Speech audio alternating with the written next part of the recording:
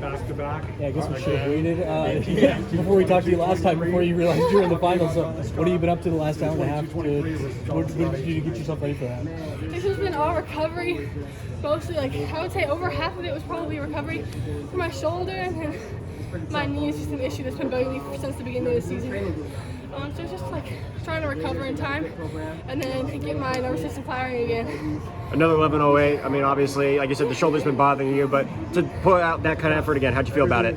Consistency is huge in track and field, because when you're consistent and you hit those times over and over again within a few hundredths of a second, and you're right like a boundary that you want to cross over, which for me is like going from 11 to 10, like that just means that your time is about to drop, because you can be so consistent to one thing that, like, with one good tweak of a race, one good solid race, if you can fix one thing, then you'll dip.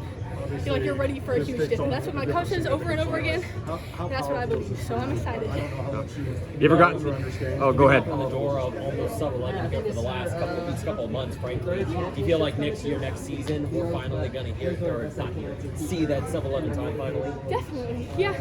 I mean, I personally thought it was going to be this season, but obviously everything comes in its own timing, and I'm a firm believer of that everything just kind of comes when it's supposed to. And so when it comes, it'll be just all that more sweet because I had to wait for it and I had to work for it even more. So I'm really, really excited. I know that you said you've been dealing with quite a few injuries, obviously, as of recently, but how did it feel to be out there, at least in the finals, just the moment, the experience, the electricity of the crowd? What did it feel like for you? It was like surreal. Because I'm standing there in lane 8, I'm right next to the crowd, and they call my name, and the crowd just explodes. And it's so loud. Like, that's the loudest the crowd has ever been for me. And it's definitely like that hometown love. And I felt it so much, and I was so grateful to be out there with all those girls. Like, I've looked up to some of these girls since I started track. Like, Tamari Davis, she was like in my position when I was just starting track. And so to be in a heat with her now, that's absurd. That's crazy. And I was so honored and just grateful to be there. Yeah, has there ever been a race that you've gotten last in? Even though you didn't get last today, but has there ever been? Yeah, I think the last time I got last in a race, I think that was in like 2019 at Nationals when I sprained my hips at USATF Junior Olympics as a 7th grader. And I sprained my hips, and I got last because I was hurt. And you were on national TV today, and you were not going to let that happen, were you? No. Obviously, I mean, this is a cool moment for you to, perhaps maybe even on the relay team. Who knows? Who knows? But obviously, the big goal is go to NACAX. Yeah. If that doesn't happen, then that just kind of gives me more time to recover and get my body right. But if that does happen, that's another huge opportunity to just improve and just kind of get better and learn. And so I'm looking forward to it either way. It's kind of a win-win situation. Well, of all the things this season, is this probably the coolest moment you've had all year long? This is probably the coolest moment I've had in my life. Like, win or lose, you get something out of it.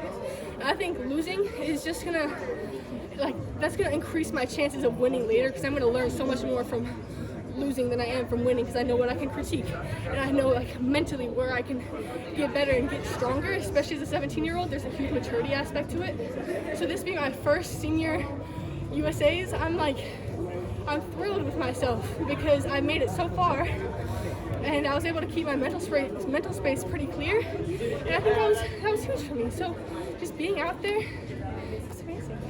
How much did you feel impaired by your shoulder? Is that hard to measure? And I think a lot of athletes can kind of attest to, you don't really feel it when you're sprinting. It's more just your body just can't function. You don't feel the pain, but your body just can't function to its full ability. And for me, my top end speed is where I really thrive, and that's huge in just how fast your shoulders can move, just getting into that motion. And when my shoulder can't do that, that's kind of an issue. So I can't really get the most out of the best part of my race. Hunt for the 200, that's more your wheelhouse. Definitely. I mean, as long as I can stay healthy and keep myself together, then absolutely. I'm so excited. Yeah, I'm just wondering, obviously, you've had a lot of life adventures over the last 17 years of your life. Where does this particular event, this particular moment, rank among some of the many memories you've made and had, obviously, for the last 17 years? It's definitely up there. like definitely up there, probably top 5, because not only is it one of the best things I've ever experienced, I think it's going to be one of the most important things that I'll ever experience. And it kind of gets me really excited for what my future could hold. And because this is just like a little taste. Because I know eventually, I'm very confident that I will be like hitting the tape first.